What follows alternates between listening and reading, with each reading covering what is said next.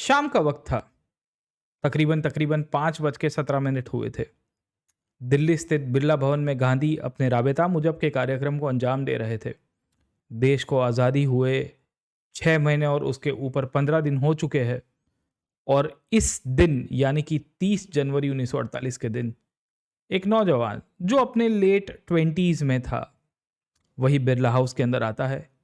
गांधी अपने कुछ साथियों के साथ बिरला हाउस के प्रेयर गार्डन की तरफ जा रहे थे, जहां शाम को डेली सद्भावना के लिए, हिंदू मुस्लिम यूनिटी के लिए गांधी अपनी प्रेयर्स कर रहे थे। तभी ये व्यक्ति गांधी जी को रोकता है, उनके पांव छूता है। कुछ भी प्रतिक्रिया देने के अलावा ये व्यक्ति अपनी पास छिपाई हुई जो बंदूक थी उसको निकालता है। बरेटा पिस्तौल से 3 गोलियां चलती है और वहां पे ही महात्मा गांधी, मोहनदास करमचंद गांधी ढेर हो जाता है। वो व्यक्ति भागने की कोशिश नहीं करता है। क्राउड वहां पे जो ऑलरेडी गांधी के समर्थक और बाकी सारे लोग थे उसको पकड़ लेते हैं। वो व्यक्ति वहां पे ही चुपचाप खड़ा रहता है। उसको दिल्ली पुलिस के हवाले कर दिया जाता है और उसके पास जो हथियार था, और उसके बाद जो दिल्ली पुलिस अपनी इंक्वायरी करती है, कोर्ट के अंदर केस चलता है। और इसी कोर्ट केस के बैकग्राउंड में ये व्यक्ति अपने जजमेंट और अपने रीजंस को जस्टिफाई करता है और कोर्ट के अंदर कहता है, may it please your honour. जब नवंबर 1948 के अंदर नथुराम गोडसे को अपना ओपिनियन स्पष्ट करने के लिए कहा गया कि आपने गांधी को क्यों मारा, तो गोडसे ने एक लंबा चौड़ा बयान दिया और साथों के साथ उसने बहुत सारे रीजंस को जस्टिफाई किया, जहां वो बताता है कि गांधी का मारना उसके लिए कितना एथिकली, लीगली और नेशन के पॉइंट ऑफ से कितना सही था। नमस्कार, मेरा नाम है प्रतीक नायक। आज इतिहास की गाथा में चर्चा करेंगे 30 जनवरी 1948 की हुई घटना, जहां हमने मोहनदास करमचंद गांधी यानी कि महात्मा गांधी को खो दिया। मुद्दे की बात गोडसे के कंटेक्स्ट में करने की कोशिश करेंगे। आज मुद्दा इस बात के ऊपर नहीं है कि हम गोडसे के एक्शंस को जस्टिफाई कर रहे हैं, पर मुद्दा इस बात के ऊपर है कि गोडसे ये करने जा रहा है या गोडसे ने ये जो किया उसके पीछे का तात्पर्य क्या था। आज इस वीडियो के माध्यम से हम देखने की कोशिश करेंगे कि गोडसे ने जो किया वो सही किया या गलत किया। हम कोई भी प्रकार की हिंसा की समर्थन नहीं करते हैं। हम कोई भी प्रकार की एक्सट्रीम वेज के थ्रू अपने बात को मनवाने वाले लोगों का समर्थन नहीं करते हैं। पर इतिहास में एक चीज़ तो होनी चाहिए, वो है academic discussions on the opinion and the statement given by Nathuram Godse कि उनका क्या कहना था। इस वीडियो के माध्यम से मैं आपसे गुजारिश करूंगा कि इस वीडियो में आगे जाने से पहले कि आप अपना ओपिनियन अभी से ही ना बनाएं, पर इस वीडियो को अच्छी तरह से देखिए। गोडसे के द्वारा लिखी गई जो बुक है और इसके बाद गोपाल गोडसे जो नथुराम गोडसे के भाई हुआ करते थे, जिन्होंने इसको पब्लिश किया था, उसके ओपिनियंस और उसके जजमेंट्स को स्टडी करिए और उसके बाद फाइनली आप कंक्लूड करिए कि क्या सही क्या गलत है। खैर, हम कोई भी तरह से गोडसे की एक्शंस को जस्टिफाई नहीं करते हैं। मैंने आपको अभी भी कहा, क्योंकि we do not support violence as a tool to finally have a political conclusion. अपनी राजकीय मुद्दों को सही करवाने के लिए हिंसा के माध्यम का उपयोग हम कदापि नहीं करते और इसी के कारण गोडसे की एक्शंस की भी हम निंदा ही करते हैं। पर गोडसे ने क्यों किया उसके ऊपर ज़रूर से एक चर्चा इतिहास के अंदर होनी चाहिए। ये मुद्दा का विषय है, एथिकल इशू के रूप में आप इसको समझ सकते हो। आप हिस्ट्री में से बहुत सारे एग्जाम्पल ले सकते हो और इसमें से कुछ गहन अंडरस्टैंडिंग भी अपने लिए गेन कर सकते हो to be a better individual. दोस्तों, आज इस मुद्दे के ऊपर हम लोग चर्चा करेंगे sequence of the Indian national movement, क्योंकि 30 जनवरी 1948 के दिन जब गोडसे गांधी जी की हत्या करता है, उसके पहले भी कुछ घटनाएं बनी थी, उसको भी समझने की कोशिश करेंगे और उसके बाद वाली जो घटनाएं हैं उससे ये समझने की कोशिश करेंगे कि गोडसे कहाँ गलत था। We will prove that Godse was wrong in achieving the greater goal of his Indian nationhood via the means of violence. और वो जो करने की कोशिश कर रहा था उसमें वो असफल रहा। वो भी मुद्दे के ऊपर चर्चा करेंगे। खैर, वीडियो में आगे जाने से पहले अगर आप यूपीएससी की तैयारी कर रहे हो और इस बार 2025 की प्रीलिम्स के अंदर अपीयर कर रहे हो तो ज्वाइन करिए अनअकैडमी, हमारे साथ इंडिया के टॉप एजुकेटर्स के साथ, जहां आपको वन स्टॉप सॉल्यूशन अवेलेबल करवाया जा रहा है। और जहाँ इसके माध्यम से आप यूपीएससी की प्रीलिम्स की एग्ज़ाम हो और आगे जाके मेंस की एग्ज़ाम हो, उसमें भी आप फ्लाइंग कलर्स के साथ क्लियर कर पाएंगे। अब 11,999 के अंदर कोर्स अवेलेबल है, इसका ज़रूर से लाभ उठाएगा। सब्सक्रिप्शन लेते समय PN लाइव कोड यूज़ करना ना भूलिएगा। इंडिया के टॉप एजुकेटर्स के द्वारा प्रीलिम्स के कोर्सेज यहाँ पे कंडक्ट करवाए जा रहे हैं। कॉम्प्रिहेंसिव प्रीलिम्स कोर्सेज है, भले कोर्स का नाम क्रैश कोर्स आपको दिख रहा है, पर GS CSET के सब सब्जेक्ट इसके अंदर कवर किए जाएंगे, टेस्ट सीरीज और बाकी और भी बहुत कुछ। इसके सिवाय हमारी रिपब्लिक डे ऑफर जो अनअकैडमी आपके लिए लेके आया था पिछले कुछ हफ्तों से, उसको हम लोग एक्सटेंड कर रहे हैं। जी हाँ, 24,999 के अंदर आपको 18 मंथ्स का सब्सक्रिप्शन मिल रहा है दोस्तों। इसमें GS टेस्ट सीरीज, आपको CSET, साथों की साथों आपको कॉम्प्रिहेंसिव कवरेज और unlimited access to all the batches आपको मिलेगा। इसमें मेंस की टेस्ट सीरीज और प्रीलिम्स की टेस्ट सीरीज दोनों की दोनों कवर हो रही है, तो इसका ज़रूर से लाभ उठाइए। और अगर आप प्रीलिम्स नहीं क्लियर कर पाते हो तो आप हमारे एश्योर्ड प्रोग्राम के माध्यम से आप 1 साल का एक्सटेंशन भी ले सकते हो। बाकी हमारी नई बैचेस है, शिखर है, इग्नाइट है, आरंभ है, ये सब बैचेस के अंदर एनरोल कर सकते हो। ये एक बार का सब्सक्रिप्शन है। It is similar to Netflix model, जहां एक बार सब्सक्रिप्शन लो और कितनी भी बार कितनी भी क्लासेस को कोई भी टीचर के थ्रू आप माध्यम से पढ़ सकते हो। खैर, मुद्दे के ऊपर आ जाते हैं और समझने की कोशिश करते हैं कि क्या हुआ था 15 अगस्त 1947 के दिन भारत की स्वतंत्रता।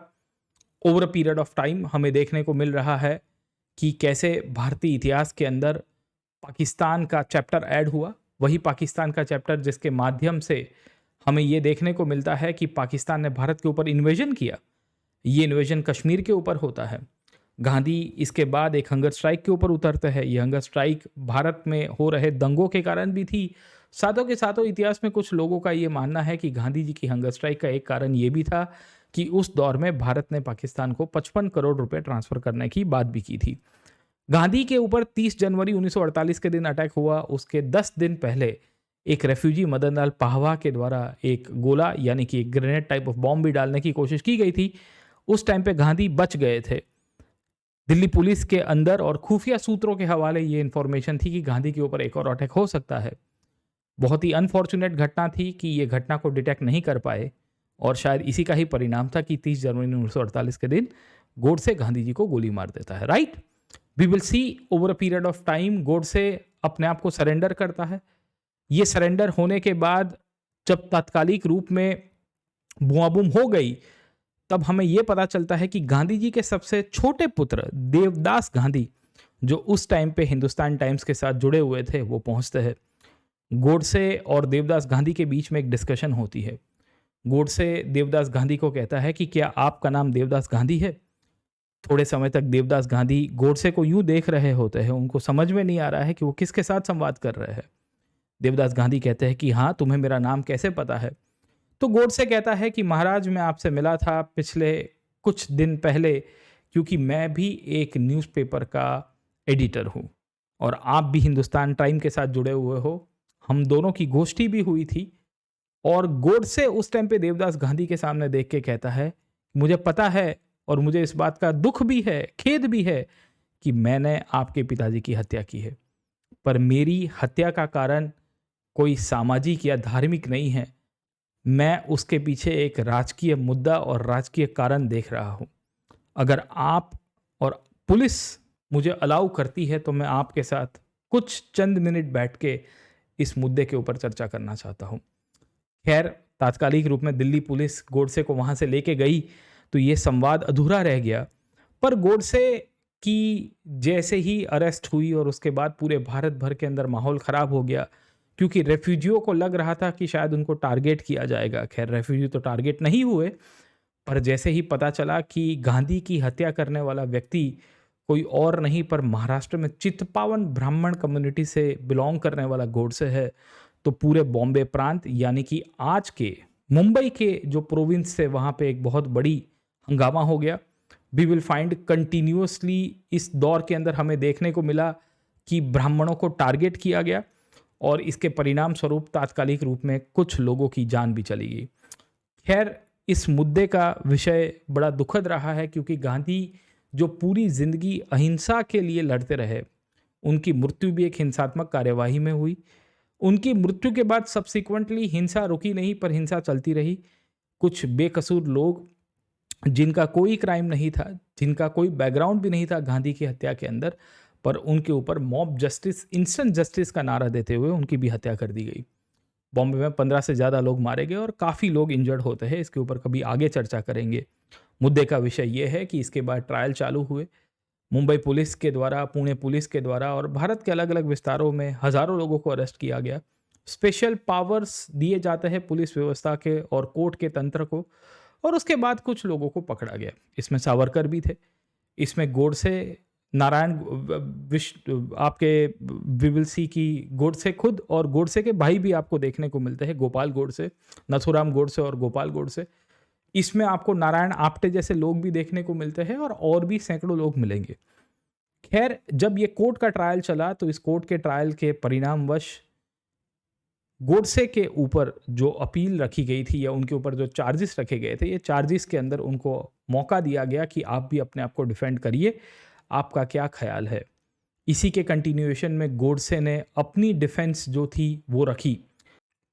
इसी डिफेंस के परिणामवश गोडसे जो है वो इवेंचुअली कोर्ट के सामने ये कहते हैं कि may it please your honour, और आज इसी मुद्दे के ऊपर चर्चा करेंगे। खैर, गोडसे का डिफेंस कोर्ट के द्वारा मान्य नहीं रखा गया और गोडसे और उनके साथी को भारत की तात्कालिक जो न्याय व्यवस्था थी उसने नवंबर 1949 के अंदर फांसी दे दी। पहली बार भारतीय इतिहास में हो रहा था, आज़ाद भारत के इतिहास के अंदर हो रहा था कि नथुराम गोडसे और उनके साथी नारायण आप्टे के ऊपर फांसी चढ़ती है। उनके बाकी सारे जो साथी लोग थे उनमें से कुछ लोगों को आजीवन कारावास यानी कि फुल टर्म इम्प्रिजनमेंट मिलती है, और कुछ लोगों को इंक्लूडिंग सावरकर, जिनके ऊपर आरोप लगा था कि he was a party to this assassination of Gandhi, lack of evidences, और कोर्ट ने कहा कि इनके पीछे कोई ऐसे सुदृढ़ पुरावा नहीं है, तो उनको बरी कर दिया गया। खैर, गोडसे की ये पूरी की पूरी थॉट प्रोसेस और उनकी जो राइटिंग्स थी वो उन्होंने आर्टिकल के रूप में पब्लिश करने की कोशिश की, इंक्लूडिंग गोपाल गोडसे जो उनके भाई हुआ करते थे, जिनके ऊपर थोड़े समय तक बैन रहा। आखिर में ये बैन हट गया और यही बैन को हम इस बुक के माध्यम से समझने की कोशिश करते हैं, जहां नथुराम गोडसे की स्पीच दी गई है, जहां नथुराम गोडसे ने may it please your honour कहते हुए ये बताने की कोशिश की है कि वाई आई असैसिनेटेड गांधी। दोस्तों, गांधी जी के हत्या के पीछे गोडसे ने सैकड़ों कारण दिए। इन कारण में उसने कहा कि गांधी जी मुस्लिम अपीजमेंट करते थे, गांधी जी के कारण ही पार्टीशन हुआ है, गांधी जी ने पाकिस्तान के क्रिएशन को इंडियन नेशनल मूवमेंट में इनडायरेक्टली सपोर्ट किया। In fact after the creation of Pakistan, Gandhi और भी पाकिस्तान को सपोर्ट करते गए। ये भी एक कारण बन के आया जिसके कारण गोडसे बड़ा नाराज़ रहा, और शायद इसी का ही परिणाम था कि उसने अपने एक्शंस को जस्टिफाई किया। गोडसे गांधी का बहुत बड़ा आलोचक भी रहा, जहां गोडसे कहता है कि गांधी जी के द्वारा अहिंसा के मुद्दे के ऊपर और अहिंसा के विचार को सबसे ज़्यादा पॉपुलराइज करवाया गया। शायद इस विचार के कारण भारत में जो हिंदू समाज है वो बड़ा कमज़ोर हो गया, और शायद गोडसे की कंप्लेन ये भी थी कि गांधी अगर जीवित रहते तो भारत सरकार को बहुत इन्फ्लुएंस करते, तब की आज़ाद भारत की सरकार को और कमज़ोर करते और एक ऐसे राष्ट्र का निर्माण करवा के जाते जो खोखला हो जाता। शायद इसी का ही परिणाम था कि गोडसे अपनी एक्शंस को जस्टिफाई करता है। मुद्दा नंबर 1 के ऊपर पहले चलते हैं और देखने की कोशिश करते हैं कि क्यों गांधी जी के कंटेक्स्ट में ये देखा गया कि गांधी वी विल सी कि मुस्लिम अपीजमेंट करते हैं और गोडसे उसको जस्टिफाई करता है।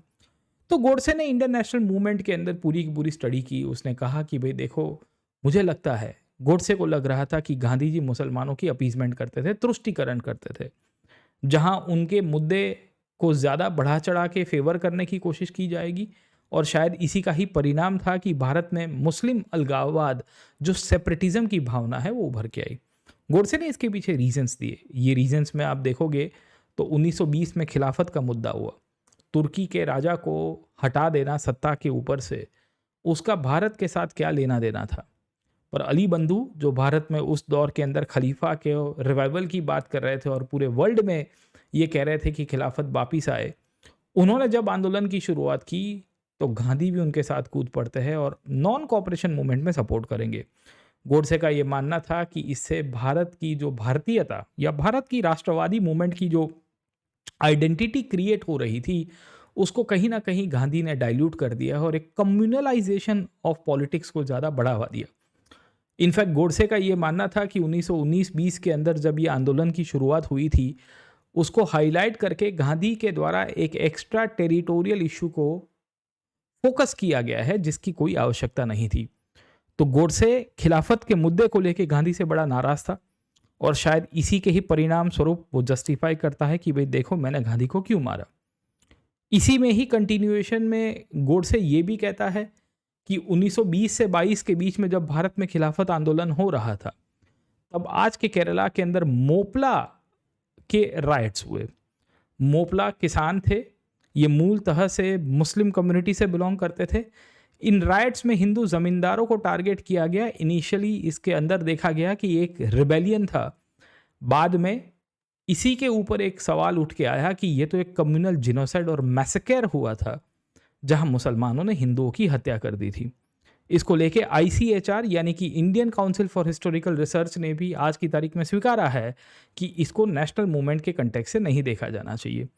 जब मोपला की हिंसा हो रही थी और वहाँ राइटिंग चल रहा था, तब गांधी के ऊपर एनी बेसेंट और अंबेडकर जैसे लोगों ने भी सवाल उठाए थे।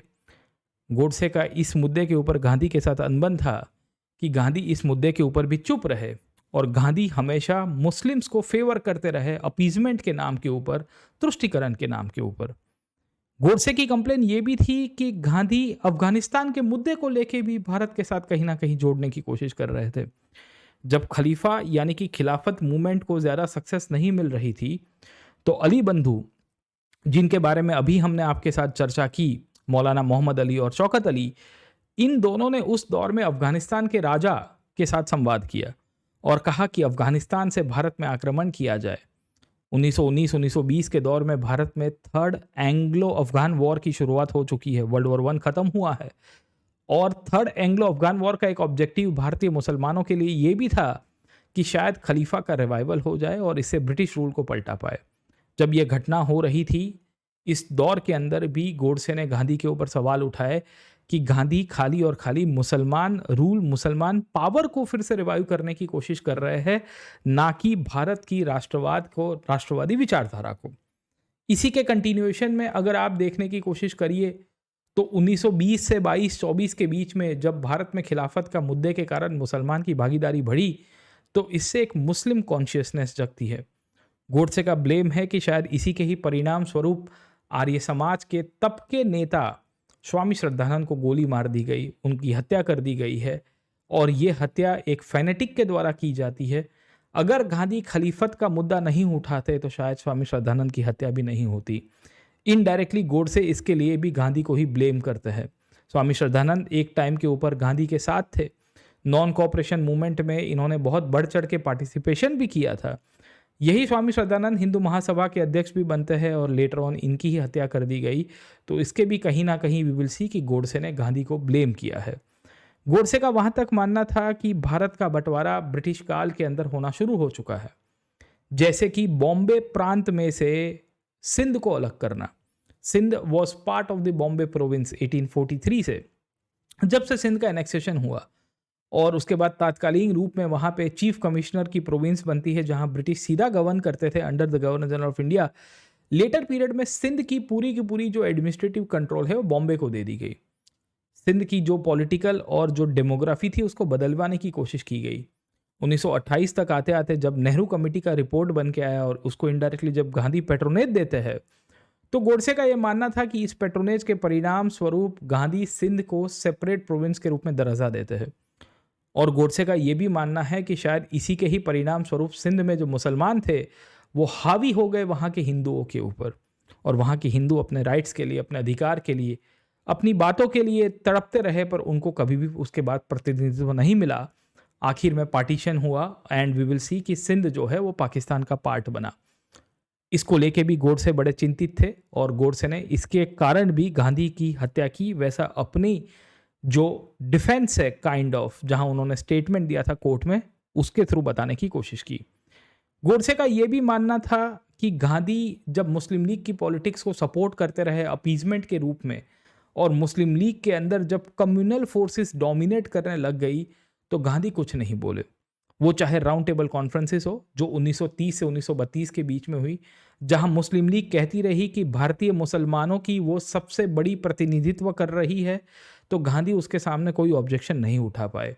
जब सिविल डिसोबीडियंस मूवमेंट यानी कि नमक सत्याग्रह हुआ, जहां पूरे भारत ने 1930-31 में बढ़ चढ़ के भागीदारी ली, पर मुस्लिम पार्टिसिपेशन नहीं हो पाया, उसके पीछे कहीं ना कहीं गांधी और उनकी नीतियों को गोडसे के द्वारा ब्लेम किया गया है।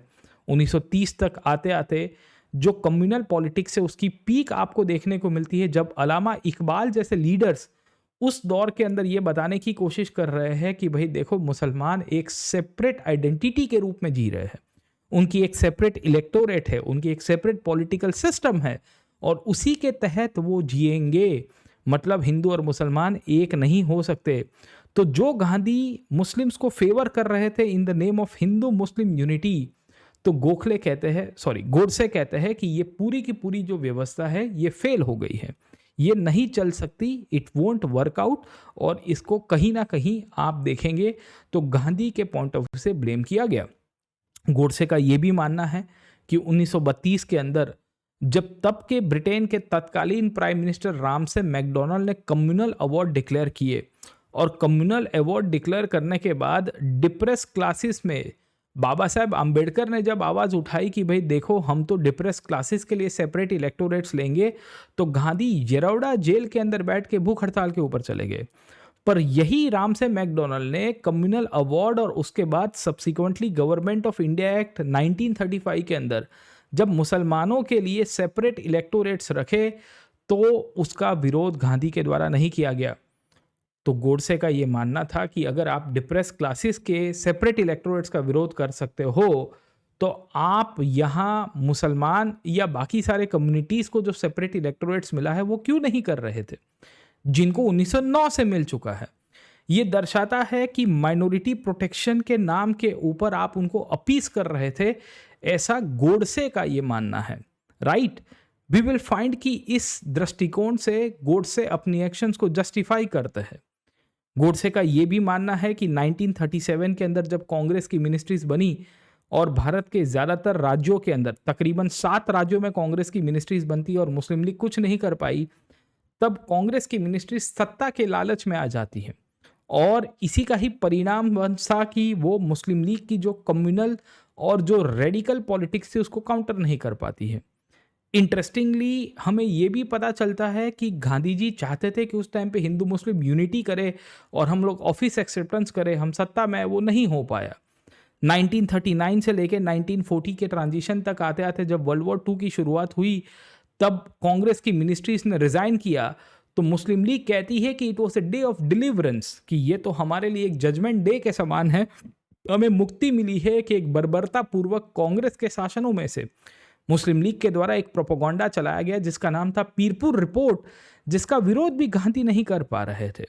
1940 के अंदर यही मुस्लिम लीग पाकिस्तान के लिए प्रपोजल पास करती है। 23 मार्च 1940 के दिन मुस्लिम लीग के द्वारा लाहौर का प्रस्ताव पास किया गया।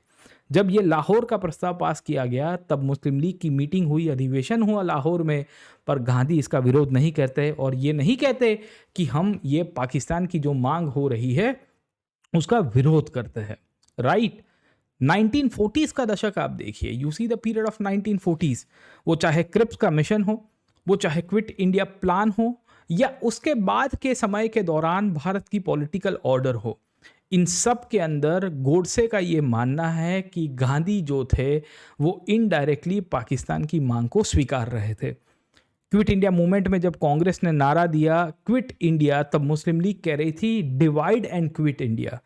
तब इस दौर में कांग्रेस इसको काउंटर नहीं कर पाती है। 1942 में जब क्रिप्स का प्रपोजल आया और क्रिप्स ने जब यहाँ अपना प्लान दिया, क्रिप्स मिशन प्लान कहते हैं या क्रिप्स प्रपोजल के रूप में, गांधी उसको पोस्ट डेटेड चेक के रूप में कहते हैं, पर तभी भी मुस्लिम लीग को जो रियायत और मुस्लिम आइडेंटिटी के रूप में जब पाकिस्तान की जो मांग को इनडायरेक्टली स्वीकारा गया, तो उसके भी विरोध गांधी नहीं करते हैं। शायद इसी का ही परिणाम था कि गोडसे उसको लेके भी कंप्लेन कर रहे थे। 1940s के दौरान मुस्लिम लीग के द्वारा जो प्रोपोगंडा फैलाया गया, इस प्रोपोगंडा का विरोध वी विल सी कि गांधी को करना चाहिए था, पर गांधी ने नहीं किया। शायद ये भी एक मुद्दा था जिसके परिणाम स्वरूप वी विल सी कि गोडसे अपने रीजंस को जस्टिफाई करता है। गोडसे का ये मानना था कि गांधी हिंदी की जगह हिंदुस्तानी भाषा को ज़्यादा मान्यता दे रहे थे। वो भाषा जो हिंदी और उर्दू से बनी है, वो भाषा जिसके अंदर उर्दू डोमिनेटिंग है, वो भाषा जो उर्दू के रूप में है और वो उर्दू जो मुसलमानों की राष्ट्रभाषा के रूप में निकल के आ रही थी, शायद गोडसे को इस चीज़ के ऊपर भी आपत्ति थी, जहाँ गोडसे ये कह रहे थे कि भाई इससे अच्छा गांधी हिंदी को सपोर्ट करते तो ठीक रहता। वहाँ तक कि इस दौर के अंदर सैकड़ों शिवाजी महाराज को लेके जो स्टोरीज थी और उनको लेके जो पब्लिकेशंस थी, उसको भी गांधी ने बैन करवाने की कोशिश की। जैसे आप देखोगे तो शिव बावानी करके there were 52 verses dedicated to Chhatrapati Shivaji Maharaj, जहां छत्रपति शिवाजी महाराज की ग्लोरी और हिस्ट्री को हाईलाइट किया गया है। पर ये किताब को जब बैन किया गया तो गांधी इसके फेवर में नहीं खड़े हुए। इनफैक्ट गोडसे का वहां तक मानना है, क्योंकि गांधी ने कुछ आर्टिकल्स के अंदर महाराणा प्रताप, शिवाजी महाराज और गुरु गोविंद सिंह जी को मिसगाइडेड पैट्रियोट्स के रूप में हाईलाइट किया था और कहा था कि ये देशभक्त है, पर इनकी जो विचारधारा है ये कहीं ना कहीं मिसगाइड हो चुकी है। यही गोडसे गांधी के ऊपर इस तौर के ऊपर भी नाराज हुए कि गांधी ने 1943 में विद्यार्थियों के लिए एक लेटर लिखा था क्विट इंडिया मूवमेंट के दौर में, जब हमें यह पता चलता है कि गांधी लोगों को ये कह रहे थे कि वंदे मातरम को किसी के ऊपर सुपर इम्पोज नहीं करवाना चाहिए। खैर गांधी उसके फेवर में भी थे, पर गांधी ये भी कह रहे थे कि we should not superimpose. Indirectly वो इंडियन नेशनहुड की आइडेंटिटी को कमज़ोर करवाने की बात कर रहे हैं। गोडसे की कंप्लेन ये भी थी कि इस दौर में जिस व्यक्ति को द बचर ऑफ बंगाल के रूप में टाइटल मिला गया है लेटर पीरियड के अंदर, we will come to know, जिसका नाम था सुहारवादी, जिसकी अध्यक्षता में बंगाल का पार्टीशन हुआ, जो वी विल सी की उस दौर के अंदर बंगाल का मिनिस्टर के रूप में था और वो गांधी के साथ रह रहा है। वो गांधी इनडायरेक्टली उसको पेट्रोनाइज कर रहे थे। 1946 के अंदर जब डायरेक्ट एक्शन यानी कि सीधी कार्रवाई का नारा जिन्ना के द्वारा दिया गया, तो कहीं ना कहीं गांधी सुहारवादी को और जिन्ना को रोक नहीं पाते हैं। शायद इसी का ही परिणाम था कि गोडसे इस बात के ऊपर भी नाराज थे और गोडसे ने कहा कि इनकी हत्या मेरे लिए क्यों जायज़ थी। गोडसे का यह भी मानना था कि गांधी इनडायरेक्टली पाकिस्तान के प्लान को स्वीकार चुके हैं। 1944-1945 के दौर में दो प्रपोजल्स आए। एक था CR प्लान, सी राजगोपालचारी फॉर्मूला कहते हैं, और दूसरा था देसाई लियाकत एग्रीमेंट, जहां भुलाभाई देसाई और लियाकत अली खान, जो कांग्रेस और मुस्लिम लीग की तरफ से रिस्पेक्टिवली रिप्रेजेंट कर रहे थे, वो इनडायरेक्टली पार्टीशन की फॉर्मूला को स्वीकार देते हैं। इसी के कंटिन्यूएशन में 1944 के अगस्त सितंबर में गांधी जिन्ना टॉक्स हुई। इस टॉक्स के अंदर भी we will come to know कि Gandhi was ready to concede some kind of incentives for Jinnah, और ये दर्शा रहा है कि गोडसे इसके कारण नाराज थे। गोडसे का ये मानना था कि ये पूरी की पूरी जो व्यवस्था क्रिएट की गई है गांधी के द्वारा, इसी के ही कारण 1947 तक आते आते ब्रिटिश को एक पॉजिटिव आइडिया मिला कि पार्टीशन हो सकता है। 1946 के अंदर जब कैबिनेट मिशन प्लान आया और इंटरिम सरकार में जब जवाहरलाल नेहरू सरकार की अध्यक्षता कर रहे थे, तभी भी हमें ये चीज़ देखने को मिलती है कि गांधी कुछ नहीं बोले। वो उनको ना ही रोकने के लिए या नॉन कोऑपरेशन के लिए बोल रहे हैं, ना ही मुस्लिम लीग जो डायरेक्ट एक्शन का नारा दे रही थी उसको भी रोक रहे हैं।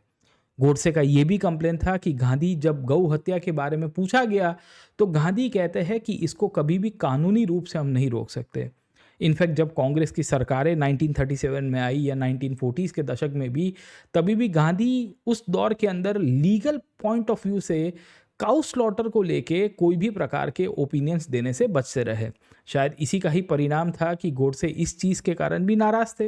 Right, we will also find कि इसी दौर के अंदर हमें ये भी पता चलता है कि जब भारत का बंटवारा हो रहा है और बंटवारा होने के दौर के समय पे जिन्ना अपनी बात के लिए एडमेंट था, तो गोडसे का ये मानना है कि भाई देखो, गांधी ने एक तो पहले जिन्ना को प्राइम मिनिस्टर पोजीशन ऑफर की, उसमें भी जिन्ना तैयार नहीं हुआ। लेटर पीरियड में ये गोडसे ही बेसिकली मानते हैं कि नेहरू और पटेल को प्रेशराइज किया गया कि भाई आप पाकिस्तान की डिमांड को झटपट स्वीकार लो, और शायद इसी का ही परिणाम था कि गोडसे इस चीज़ के कारण भी गांधी जी से नाराज था। गोडसे का एक बड़ा इंटरेस्टिंग रीजंस आपको देखने को मिलता है, वो था राजे रजवाड़ों के प्रति गांधी जी के ओपिनियन। भारत में जब प्रिंसली स्टेट्स की बात हुई तो उनके गवर्नेंस और उनकी इंटीग्रेशन की भी बात हुई, उसको लेके भी गांधी जी के दोहरे मापदंड गोडसे हाईलाइट करवाता है। जैसे हरि सिंह 1947 के अंदर जब कश्मीर के इंटीग्रेशन और उसके आगे पीछे की इवेंट्स की जब बात करते हैं, तो गांधी हरि सिंह को कहते हैं कि तुम अपनी व्यवस्था शेख अब्दुल्ला के हवाले छोड़ दो और तुम रिटायर हो जाओ पॉलिटिक्स से, तुमसे ना हो पाई। पर वही गांधी ये चीज़ का स्टेटमेंट अगर आप कश्मीर के कंटेक्स्ट में देखोगे तो बोलेंगे, पर हैदराबाद के कंटेक्स्ट में देखने की कोशिश की गई, वहाँ के निज़ाम को गांधी के द्वारा ये नहीं कहा गया कि आप रिटायर्ड हो जाइए, आप सिक्लूडेड लाइफ लीजिए, आप अपने रजाकरों को कह दीजिए कि भाई आज के बाद हिंसा ना करें और हैदराबाद स्टेट के अंदर वहाँ की जो आबादी, जो जनता चाहती है उसको फॉलो करे। तो इनडायरेक्टली गोडसे गांधी के पॉइंट ऑफ व्यू से उनकी जो हिपोक्रेटिक पॉलिसीज थी towards the of the princely states toward the people and the integration towards India, उसकी भी आलोचना करते हैं और कहते हैं कि भाई देखो मुझे इस चीज़ का भी विरोध था। तो ये पॉलिटिकल डिस्कोर्स की बात करते हैं, राइट। वी विल फाइंड कि गोडसे का ये भी मानना था कि आप जब ऐसे हर बात के ऊपर कह रहे थे कि partition will happen over my dead body, कि मेरे मृत शरीर के ऊपर ही विभाजन होगा, पर विभाजन तो हुआ, आपके कारण ही विभाजन हुआ। और आपने तो कई फास्ट किया नहीं, जब पार्टीशन हो रहा था तो आपने पार्टीशन को रोकने के लिए फास्टिंग नहीं की, आपने फास्टिंग की कहीं दंगे हो रहे थे उसको रोकने के लिए, राइट। तो उसको लेके भी गोडसे ने अपने पॉइंट ऑफ व्यू से ओपिनियन दिया और कहा कि ये गलत हुआ, राइट। वी विल फाइंड कि गोडसे गांधी को नॉन वायलेंस के कंटेक्स्ट में भी क्रिटिसाइज करते हैं। गोडसे का मानना है कि गांधी के द्वारा जो अहिंसा की नीति को फॉलो करवाया गया है, इसके कारण भारत में हिंदू समाज बड़ा कमज़ोर हो गया है। गांधी की अहिंसा की नीति में भी बहुत सारे फ्लिप फ्लॉप देखने को मिलते हैं। जैसे 1942 के अंदर गांधी डू और डाई का स्लोगन देते, करो या मरो का स्लोगन देते हैं। किसके लिए करना है, किसके लिए मरना है, ज़रा वो भी बता दिया होता। किस कंटेक्स्ट में बोल रहे हैं, ज़रा वो भी बता दिया होता। इस हिंसात्मक कार्यवाही को इनडायरेक्टली प्रोवोकेशन के रूप में देखा गया और इसमें हज़ारों लोगों की जान गई, राइट। इनफैक्ट नॉन वायलेंस की पॉलिसी में गांधी एक साइड के ऊपर कह रहे थे कि हमें हिंसा करनी चाहिए, हमें कोई भी प्रकार की हिंसा को सपोर्ट नहीं करना चाहिए। वो 40 करोड़ की या 30 करोड़ के आसपास की आबादी को ये कह रहे थे कि हमें हथियार रख देने चाहिए और हमें हमारी खुद की भी प्रोटेक्शन नहीं करनी चाहिए। इस चीज़ को लेके भी गोडसे ने गांधी की आलोचना की। इंटरेस्टिंगली गांधी का एक स्टेटमेंट उन्होंने हाईलाइट किया और कहा कि freedom got from non violence 1000 years later is preferable to the freedom got today by violence. क्यों? क्योंकि गांधी एंड और मीन्स दोनों को जस्टिफाई करना चाहते थे। गांधी कहते थे कि स्वतंत्रता ऐसे नहीं मिलनी चाहिए जो हिंसा के माध्यम, तो हमें अहिंसात्मक मुद्दे से ही और इसी आधार के ऊपर हमें फ्रीडम मिलनी चाहिए। और इसी के ही कारण गांधी ये कह रहे थे कि अगर अहिंसा से 1000 साल बाद में आज़ादी मिले तो चलेगा, पर हिंसा तो बिल्कुल नहीं होनी चाहिए। इनफैक्ट गोखले का मानना था कि शायद इसी का ही परिणाम था कि भारत में स्वतंत्रता मूवमेंट जो है वो डिले हुआ है। डिले क्यों हुआ है? क्योंकि क्रांतिकारियों का अपना ही योगदान था, राइट। वो शायद कुछ ना कुछ कर सकते थे और भारत की स्वतंत्रता को प्रीपोन कर सकते थे। शायद गांधी की इस एक्शंस के कारण वो भी नहीं हो पाया। इंटरेस्टिंगली गोडसे ये भी बताते हैं कि Hindus are not suppose to be taking up the arms to protect themselves. Gandhi के सैकड़ों स्टेटमेंट्स को इन्होंने हाईलाइट करने की कोशिश की है, जहां वो हिंदू मुस्लिम्स के राइट्स में मुस्लिम्स को डिफेंड करेंगे और हिंदूज की सफरिंग को इग्नोर करेंगे। ऊपर से ऐसे स्टेटमेंट दिए गांधी के द्वारा जिसके कारण गोडसे और नाराज हो गए। जैसे गांधी की ये स्टेटमेंट उस दौर के अंदर 1940s के दौर में आई थी, अपने आर्टिकल्स के द्वारा लिखा गया था, जिसको गोडसे ने कोट किया है। वो कहते हैं कि we should with a cool mind reflect when we are being swept away. Hindus should never be angry against the Muslim even if the latter might make up their minds to undo even their existence. Hindu को कभी मुसलमानों के सामने गुस्सा नहीं होना चाहिए। ये गांधी का राइटिंग है, गोडसे ने कोट किया है। If they put us all off to the sword, we should court the death bravely. May they even rule the world, we should inhabit the world. है ना, कि अगर आपको तलवार की धार के ऊपर कोई खत्म कर रहा है तो तुम्हें स्वीकार देना चाहिए। At least we should never fear the death. We are destined to born and die. Then why need feel gloomy over it. Okay, तो वो इनडायरेक्टली ये बताने की कोशिश कर रहा है कि हमें डरने की आवश्यकता नहीं है। वही कहानी उन्होंने पंजाब के अंदर बताने की कोशिश की। पंजाब में बहुत लोग कंप्लेन कर रहे थे कि भाई देखो हिंसा हो रही है 1947 के दौर के अंदर, और इनडायरेक्टली ये कह रहे हैं कि भाई क्या करना चाहिए सर, ठीक है। तो वो कह रहे हैं कि who is born must die sir, है ना। तो जब कंप्लेन हुई कि भाई देखो हमारे ऊपर हिंसा हो रही है, कम्युनल वायलेंस हो रहा है, तो गोडसे का ये मानना था कि गांधी के इस तरह के स्टेटमेंट्स के कारण हिंदू कम्युनिटी हेल्पलेस हुई है और उनको न्याय नहीं मिल रहा है, ऊपर से अन्याय हो रहा है, राइट। इंटरेस्टिंगली इस दौर के अंदर एक 55 करोड़ की ग्रांट की भी बात चली थी, जिसके परिणाम स्वरूप वी विल फाइंड कि गोडसे का ये मानना था कि Gandhi is not the father of India but he is the father of Pakistan. क्योंकि भारत की स्वतंत्रता मिलने के बाद भी जब सरकार ने और भारत सरकार ने पाकिस्तान के लिए फंडिंग अटका दिया था, क्योंकि कश्मीर के ऊपर अटैक किया गया था इसी दौर में, तब गांधी जी ने कुछ मुद्दों को लेकर फास्टिंग की थी। खैर ये मुद्दा इनकरेक्ट है आज की तारीख में, क्योंकि देर आर हिस्टोरिकल फैक्ट्स कि जहां गांधी फास्टिंग कर रहे थे राइट्स को रोकने के लिए नहीं, ना कि पाकिस्तान को पैसे देने के लिए। खैर, but indirectly we will find कि इसको लेके काफ़ी सारी क्रिटिसिज्म हुई गांधी की भी, और गोडसे उसको जस्टिफाई करने की कोशिश करते हैं। गोडसे का ये भी मानना था कि अगर गांधी जिंदा रहते तो उनकी इस प्रकार की नीति भविष्य के भारत के राष्ट्र के निर्माण के लिए बड़ी घातकी होती। Gandhi's influence would have made India weak and morally burdened. Gandhi would have created a very weaker India, जो शायद इकोनॉमिकली, पॉलिटिकली, सोशली बहुत ही फ्रजाइल होता, और शायद रियल पॉलिटिक्स को, रियल पॉलिटिकल ऑर्डर को ना स्वीकारता। शायद इसी का ही परिणाम था कि गोडसे अपने स्टेटमेंट के अंदर जस्टिफाई करते हैं कि I wanted to free India from the domination of Gandhi and and is influence, और शायद इसी के ही कारण मैंने गांधी जी की हत्या की। इनफैक्ट वो कहता है कि मैंने हत्या नहीं, मैंने वध किया है, मैंने अपने धर्म को फॉलो किया है, मैंने अपनी ड्यूटीज़ के प्रति ऑब्लिगेशन रखी है।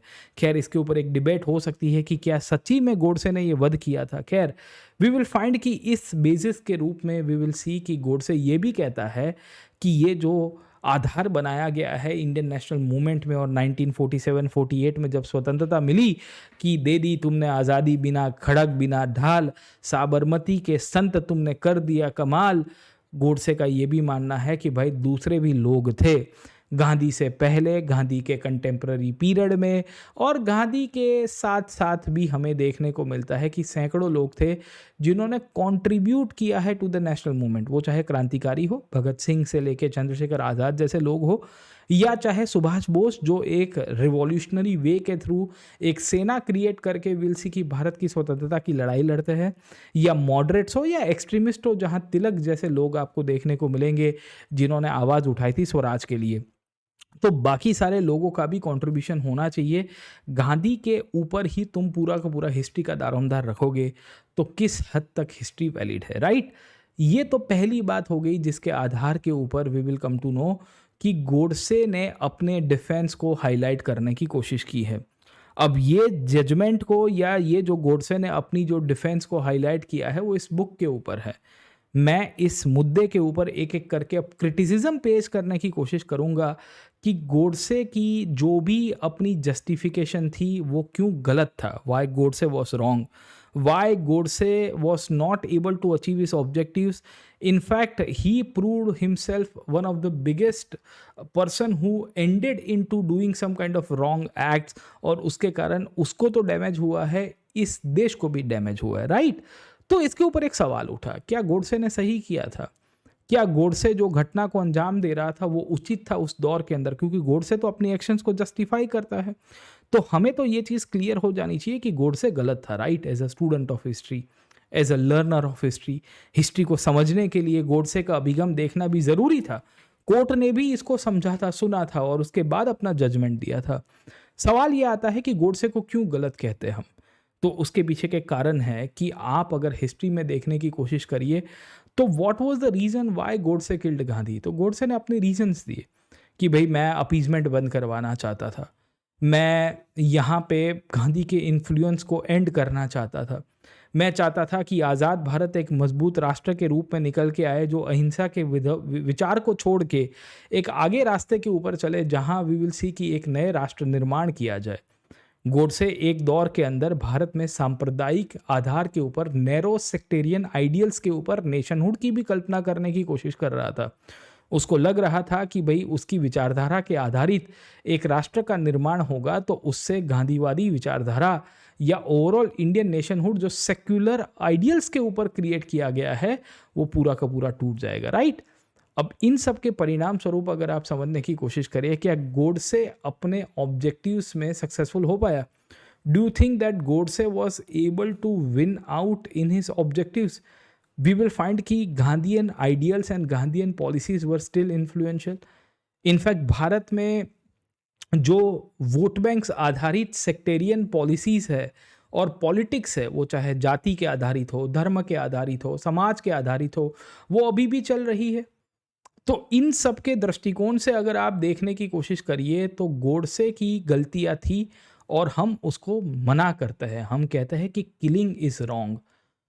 If you kill someone just because they do not have a concurrence of your thought process, जो आपके साथ मैच नहीं हो रहा है, ये तो गलत हो गया। In fact you kill someone, assassinate someone, इससे तो आपके राष्ट्रवाद और बाकी सारे राष्ट्रवादी आवाज़ों को भी दमन करने की कोशिश की गई है। बहुत लोग थे जो एक्सट्रीम थॉट प्रोसेस के अंदर भारतीय राष्ट्रवाद को उजागर करने की कोशिश कर रहे थे। उससे भारत के संप्रदाय में डिविजन्स बढ़े हैं। गोडसे को लग रहा था कि ये करने से भारत में सांप्रदायिकवाद कम होगा, डिविजन्स कम होंगे। ऐसा कुछ नहीं हुआ। उसकी बहुत बड़ी क्रिटिसिज्म यही है दोस्तों कि आप किसी को भी नहीं मार सकते अपने व्यूज़ के लिए। आप देखिए इंडिया में हम ये कहते हैं, गोडसे कह रहा है कि भाई देखो मैंने तो वध किया है, ये तो मेरा धर्म था। तुम्हारा धर्म ये नहीं था कि तुम किसी का वध कर दो जस्ट बिकॉज उनकी एक्शंस और उनकी पॉलिटिकल व्यू आपके साथ मैच नहीं करती है, मिस्टर नथुराम गोडसे, राइट। और irrespective of whatever views that they have, irrespective of whatever flaws they have, irrespective of whatever damage that they have occurred or their actions have occurred on the nationhood and the Indian society, ये तो गलत हो गया क्योंकि it will set a very wrong precedent। आप एक व्यक्ति को मारोगे, फिर इस तरह से कोई और दूसरा व्यक्ति खड़ा होगा, कोई दूसरे नेता को मार देगा, तीसरे, तो इससे तो अराजकता पैदा होगी समाज के अंदर। आप एक हिंसात्मक समाज का कार्य करने की कोशिश कर रहे थे और एक रास्ता दिखाने की कोशिश कर रहे थे समाज के लिए, जहां एक व्यक्ति अगर कोई नेता से कहेगा, कोई लीडर से आके कहेगा कि भाई देखो मैं तुम्हारी मान्यताओं के साथ सहमत नहीं हूँ, मैं तुम्हें गोली मार दूंगा। वेरे सॉल्यूशन ये होना चाहिए था गोडसे के द्वारा कि गोडसे इसके ऊपर एक पब्लिक मूवमेंट चलाते, राइट। हो सकता था कि डेमोक्रेटिक पार्टिसिपेशन करते, राइट। हो सकता था कि लोगों के अंदर अवेयरनेस फैलाते और कहते कि देखो गांधी के द्वारा जो जो एक्शंस की गई है उसकी खुद कमियां हैं, देयर आर सर्टेन लिमिटेशंस, और उसकी हेल्दी क्रिटिसिज्म करते तो शायद गोडसे को लोग सपोर्ट करते, राइट। वी विल फाइंड कि गांधी के मृत्यु के बाद इमीडिएटली 2 साल में पटेल की भी मृत्यु हो गई और भारत में एकमेव पावर सेंटर निकल के आए, नेहरू। वी विल सी कि उसके बाद कांग्रेस और मजबूत होती है, नेहरू का प्रभाव भारत के ऊपर ज़्यादा बढ़ता है।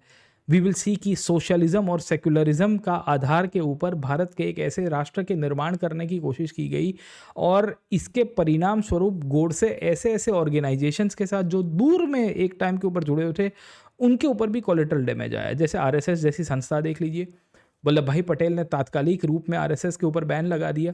लेटर ऑन फिर पता चला कि आरएसएस इज नॉट इन्वॉल्व, पर ये गोडसे की घटना के कारण कोलेटरल डैमेज में बहुत लोगों को डैमेज हुआ। शायद ये गोडसे की ही ये घटना थी जिसके कारण चित्पावन ब्राह्मणों को सैकड़ों जगह के ऊपर, पुणे में, बॉम्बे प्रांत के अंदर आपको देखने को मिलता है कि राइटिंग के कारण उनको मार दिया गया। अब वो निहत्थे थे, उनकी क्या ब्लेम थी? What was their fault? It was Godse who shot Gandhi. तो शायद ये घटना ना बनती साहब, है ना। और भी ऐसे लोग थे जिनकी जान नहीं जाती, right. Interestingly Godse blames Gandhi for the partition, कि Gandhi was responsible for the partition, whereas in reality Gandhi was not the only factor who was responsible for a partition. आप कभी आधुनिक भारत का इतिहास देखोगे तो इसमें ब्रिटिश एजेंडा हुआ करता था। वर्ल्ड वॉर 2 के बाद जिस तरह से डीकोलोनाइजेशन हुआ और अफ्रीका से लेके एशिया की नई बॉर्डर्स को रीड्रॉ किया गया, ये दर्शा रहा था कि इंडिया भी इस ग्रेट गेम का पार्ट था। अमेरिका, ब्रिटेन, सैकड़ों प्रदेश चाहते थे कि वे भारत का बंटवारा हो, राइट। इसमें जिन्ना भी एक प्यादे के रूप में था, एक टूल के रूप में था, जहाँ जिन्ना सोचते थे कि मुझे भी अपना नेशनहुड बनेगा, और शायद इसी के ही परिणाम स्वरूप विल कम टू नो कि भारत में बंटवारा हुआ। तो क्या गांधी को आप सोल रीजन के रूप में मानोगे, क्योंकि तुम्हारा वर्ल्ड व्यू ये कहता है कि Gandhi was responsible for partition? In fact बंटवारा हुआ तब गांधी यहाँ नहीं थे, गांधी दंगे रोक रहे थे। आप जो 55 करोड़ की बात कर रहे हो ना मिस्टर गोडसे, ये 55 करोड़ रुपया भारत सरकार ने पहले से ही देना था as a part of agreement. पहली बात, वी विल सी कि गांधी ये 55 करोड़ रुपया रोका गया था वल्लभ भाई पटेल और नेहरू की कैबिनेट के द्वारा, क्योंकि उस टाइम पे कश्मीर के ऊपर अटैक हुआ। गांधी ने फास्टिंग करके ये 55 करोड़ देने के लिए भारत सरकार को प्रेशराइज नहीं किया था। गांधी उस पीरियड में उपवास कर रहे थे, पाकिस्तान को पैसे देने के लिए नहीं, पर भारत में जो दंगे हो रहे थे, हिंसा हो रहे थे, उसको रोकने के लिए। और शायद इसी का ही परिणाम था, क्योंकि इसके बाद जब जजमेंट्स या इसके बाद जो कमिटीज़ के स्टेटमेंट आए, उसमें भी कहीं पे ये नहीं कहा गया कि it was because of Gandhi we are releasing this money of 55 crore to Pakistan, right? तो that's a very separate case around. तो गोडसे का जो गोल था, गोडसे जो चाहते थे कि गांधी का प्रभाव और गांधी की आलोचना हो, उनकी हत्या करके कभी भी अचीव नहीं कर पाए। रियलिटी ये है कि when you kill a person, you are ethically, morally, legally, everywhere you are doing it wrong. You are dehumanizing it out, right? But you have to understand that you can kill an individual, but you cannot kill an idea. Gandhi एक विचार के रूप में है, गांधी की अपनी आलोचना है, गांधी की हम लोग आलोचना ऐसा नहीं है कि नहीं कर सकते हैं, right? Gandhi has its own limitations, own criticism, even in the Indian national movement and even in the post independence India. But killing a person just because he is differing your political view and you blame or you think that he is the one who is responsible for certain actions in this country, for the displacement of crores and crores of population, for the killings of lakhs and lakhs of individuals, ये चीज़ गलत है. इसके पीछे बहुत बड़ी global agenda भी responsible थी. No doubt Gandhi अपने हिसाब से उसको रुकवाने की कोशिश कर रहे थे, और शायद इसी का ही परिणाम था कि गोडसे के वर्ल्ड व्यू को या गोडसे की ओपिनियन को देखना हमारे लिए अनिवार्य था, क्योंकि इसी के आधारित हम क्रिटिसाइज़ कर पाएंगे कि what Godse did was ethically, morally, legally wrong and dehumanisation. आप कोई भी वस्तु को डीह्यूमनाइज करते हो, विचार को डीह्यूमनाइज करते हो, व्यक्ति को डीह्यूमनाइज करते हो, ये गलत है. दोस्तों, 30 जनवरी 1948 के दिन हमने गांधी को तो खो दिया, बट उसके बावजूद भी गांधी जी की विचारधारा, गांधी जी के दर्शन आज़ाद भारत के अंदर आपको कहीं ना कहीं दिखते रहे हैं, राइट? एक और इंटरेस्टिंग सेशन के साथ आपको वापस मिलूंगा. क्या आप इस सेशन के बाद अपने हिसाब से सोच सकते हो कि गांधी की जो हत्या हुई बड़ी दुखद घटना थी, पर इसके ऊपर जो पॉलिटिकल डिस्कोर्स है उसके बाहर आके आप एकेडमिकली सोचिए कि गोडसे के पॉइंट ऑफ व्यू से क्या गलत था, एंड गांधी के ना होने के कारण भारत को क्या क्या झेलना पड़ा. आप देखिए, गांधी के कंटेक्स्ट में मैं दो ही चीज़ के ऊपर कंक्लूड करूंगा. गांधी के कंटेक्स्ट में इस चीज़ के ऊपर मैं कंक्लूड करूंगा कि जैसे गांधी के साथ हो सकता है कि गांधी लंबे समय तक जीवित ना रहते आज़ादी के बाद भी, पर गांधी की प्रेजेंस बहुत बड़ी एक इम्पैक्ट के रूप में थी जो इंडियन नेशनहुड को स्ट्रेंथन करती है. गांधी की हाज़िरी बहुत मैटर करती थी. घर में बड़े बुजुर्ग होते हैं हमारे आज की तारीख में, शायद तक हो सकता है कि वो ज़्यादा फिजिकली एक्टिव ना हो, वो शायद पॉलिटिकली या फाइनेंशियली एक्टिव ना हो, पर उनकी प्रेजेंस आपके परिवार को, आपकी फैमिली को बांध के रखती है. शायद यही प्रेजेंस गांधी के कंटेक्स्ट में हमें देखने को मिलती आज़ाद भारत में, अगर लंबे समय तक वो आज़ादी के बाद भी जीवित रहते. भारतीय इतिहास कुछ और होता अगर आज़ाद भारत में गांधी की पॉलिसीज़ को इम्प्लीमेंट किया जाता और अगर वो जीवित रहते, क्योंकि आज की तारीख में भी इसको लेके एक अलग से डिबेट चलती है. आप कमेंट सेक्शन के अंदर हमें ज़रूर से बताना कि आपको ये सेशन कैसा लगा. बाकी एक और इंटरेस्टिंग सेशन के साथ आपके साथ वापस मिलूंगा, and will discuss an interesting session what would have been the course of post independence India if would have seen Gandhi alive in the few years after independence. ये जो 1948 में हमने गांधी और पटेल, या 1950 तक आते थे पटेल को भी घुमा दिया, तो भारत की नीति कैसी रहती अगर गांधी जीवित रहते. तो अगर आपको इस प्रकार के इंटरेस्टिंग सेशन के अंदर जुड़ना है हमारे साथ, तो ज्वाइन करिए अनअकैडमी प्रीलिम्स क्रैश कोर्स, और साथों के साथ मेंस की और प्रीलिम्स की फाउंडेशन बैचेस भी हम लोग शुरू कर रहे हैं. Subscription code PN Love use करना ना भूलिएगा. Do like, share and subscribe. I'll see you in the next session. Till then, keep studying. Let's crack it. Jai Hind.